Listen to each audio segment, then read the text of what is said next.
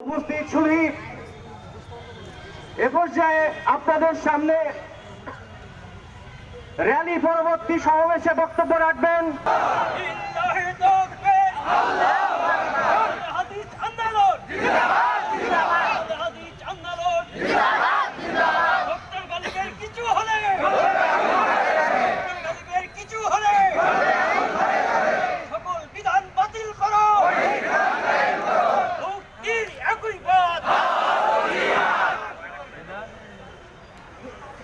السلام عليكم ورحمة الله وبركاته نحمده ونصلي على رسوله الكريم أما بعد فأعوذ بالله من الشيطان الرجيم بسم الله الرحمن الرحيم محمد رسول الله والذين معه أشداء على الكفار رحماء بينهم إلى آخر آية আল হাদিস আন্দোলন বাংলাদেশের কেন্দ্রের পক্ষ থেকে সারা বাংলাদেশে বাংলাদেশ সহ আন্তর্জাতিক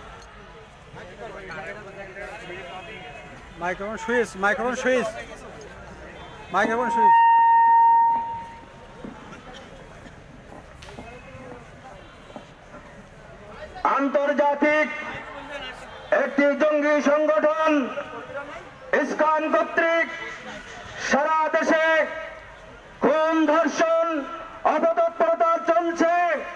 ইতিমধ্যেই আলেম ওলামাদেরকে প্রাণনাশের হুমকি দিচ্ছে দেশ বরেণ্য আলেমে দ্বীন আল হাদিস আন্দোলন বাংলাদেশের আমিরে জামাত প্রফেসর ডক্টর আসাদুল্লাহ গালিব স্যারকেও ইতিমধ্যে প্রাণনাশের হুমকি দিয়েছে।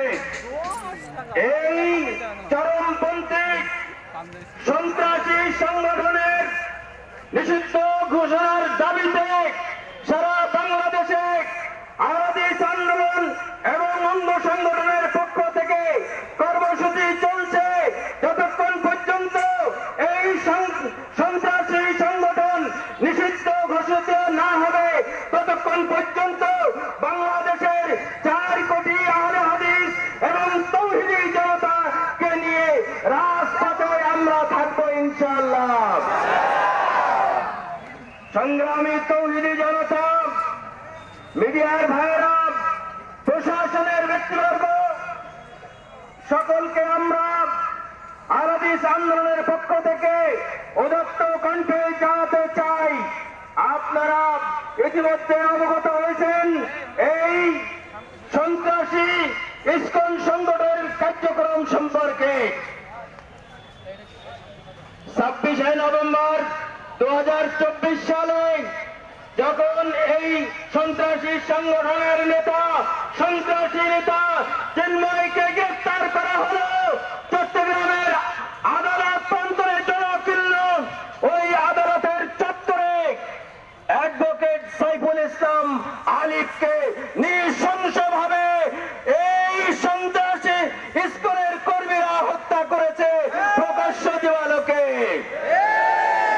জাতি স্তম্ভিত কিভাবে দিবালোকে একজন আইনজীবীকে কোর্টের চত্বরে এভাবে মানুষ হত্যা করতে পারে। এরা যদি সন্ত্রাসী সংগঠন না হয়, এরা যদি জঙ্গি সংগঠন না হয়, তাহলে পৃথিবীতে আর জঙ্গি সংগঠন খুঁজে পাওয়া যাবে না।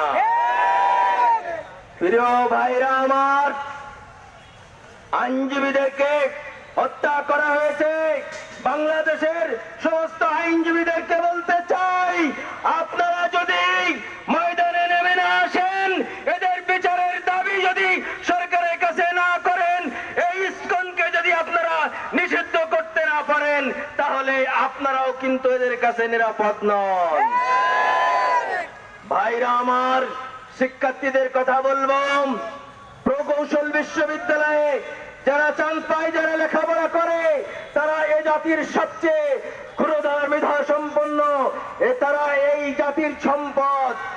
ওই প্রকৌশল বিশ্ববিদ্যালয়ের ক্ষুরধার মেধা সম্পন্ন ছাত্রীকে এই ইসকন কর্তৃক কিভাবে ধর্ষণ করা হয়েছে সেটা মিডিয়াতে